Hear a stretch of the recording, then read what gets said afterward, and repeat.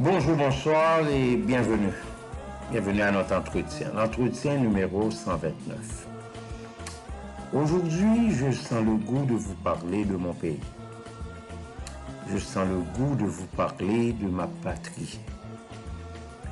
Je sens le goût de vous parler de Haïti. Haïti, cette terre que Dieu nous a donnée, ce joyau, cette perle, cette terre qui est en train de souffrir, cette terre qui est en agonie, cette terre qui est en train d'endurer et de supporter toutes sortes de calamités, toutes sortes de désastres, des malheurs, des drames, des détresses.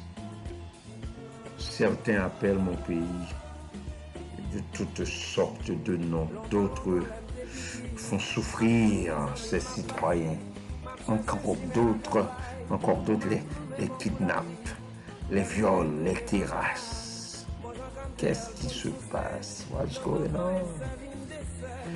Je crois très sincèrement que beaucoup d'Haïtiens aiment Haïti. Mais la grande question est de savoir de quel amour part-on. Est-ce un amour d'intérêt? Je crois encore qu'il n'y a pas d'amour. Il n'y a pas d'amour sans intérêt. Mais comment cet intérêt se manifeste-t-il? Les psychologues nous parlent de ce type d'amour ou de relation que quelqu'un peut sentir pour un autre ou pour son pays. Ils nous disent qu'il y a d'abord l'amitié. L'amitié inclut l'intimité comme unique ingrédient.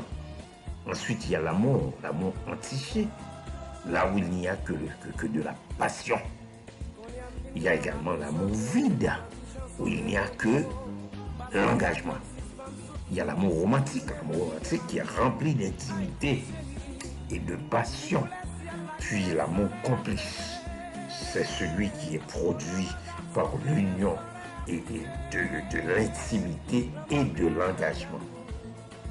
Et il y a l'amour admiratif, qui est un amour fou, un engagement basé sur la passion, sans qu'il y ait d'affection particulière. Et finalement, il y a l'amour accompli, un amour consommé. C'est l'amour complet, un amour en grande majuscule, un amour idéal, là où les trois ingrédients se rencontrent: l'intimité, la passion et l'engagement. C'est probablement ce type d'amour que Haïti a besoin. Un amour intime avec beaucoup de passion et d'engagement. Mais ce n'est pas ce type d'amour que nous retrouvons chez nous. Je dirais plutôt que Haïti est un pays mal aimé.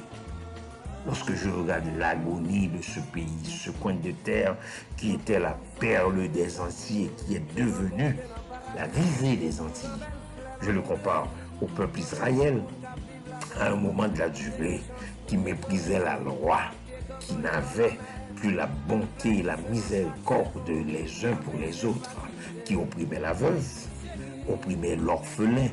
L'Éternel les a dispersés parmi toutes les nations qu'ils ne connaissaient pas.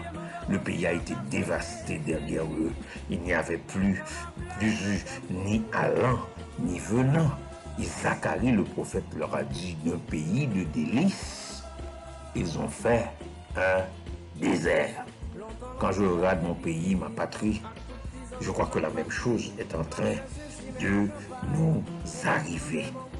Plusieurs ont abandonné l'Éternel. Et ils font souffrir l'un l'autre. Ils se laissent vraiment influencer par d'autres choses que la parole de Dieu. Le pays a été dévasté derrière nous. Et en présence de nous, nous ne pouvons plus aller à la plage, plus nous amuser dans les rues, plus visiter nos beaux paysages, plus savourer la beauté de notre pays. Il n'y a plus ni allant ni venant. plus de touristes qui viennent nous visiter. Nos intellectuels et nos professionnels se sauvent. Tout est dans le rouge. D'un pays de délices, ils ont fait un désert. Clébert Jean-Charles vous a parlé. Au revoir et à bientôt.